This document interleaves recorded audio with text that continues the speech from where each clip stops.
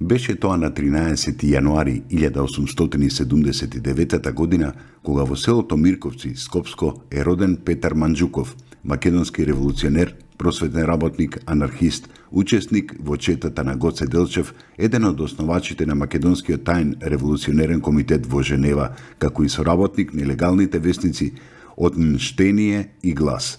Позната е неговата мемоарска проза Предвестници на бурата. На 13 јануари 1944 година, на влезот во селото Пенинце, се водела битката помеѓу баталјонот предводен од Христијан Тодоровски Карпош и бугарските фашисти. Во битката загинале 18 бугарски полицајци, а 25 биле заробени. Големата победа ја затврстила слободната козачка територија, пошто е формирана Третата македонска ударна бригада.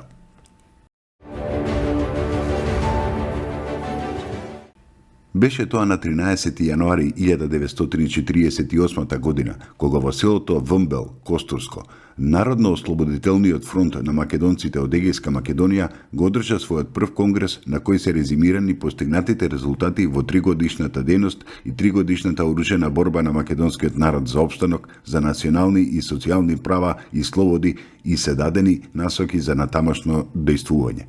Овој конгрес има големо историско значење и представува символ во аналите на револуционерната борба на македонскиот народ.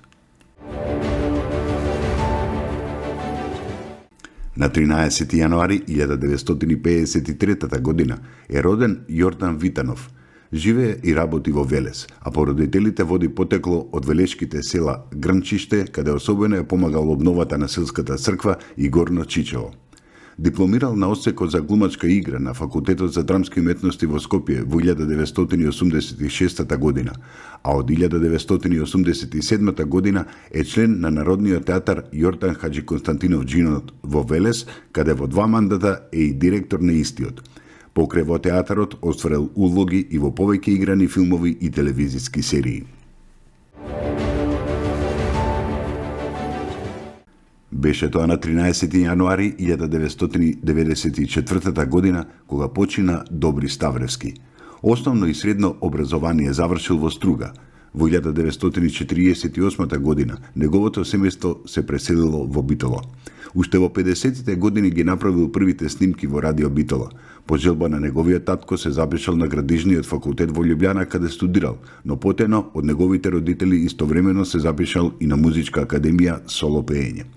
Пеел исклучиво оперска музика, а најомилена му била музиката од Енрико Карузо. Во Њујорк, Соединетите Американски држави, во 1962 година, на студентски хорски надпревар за отварањето на операта учествувале 40 хорови кои имале задолжение да ја испеат песната Аве Марија.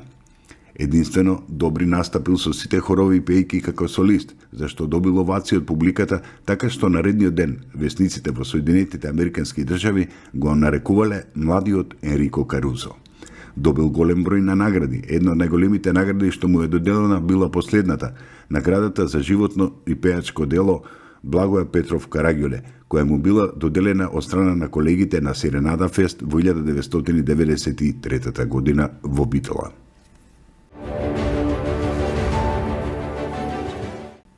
Тринаесети јануари е Василица. Според православната вера, на овој ден се пали оган, се крши лепче со паричка, се топли ракија. Кај кога ќе падне паричката, тој е кум за следната Василица.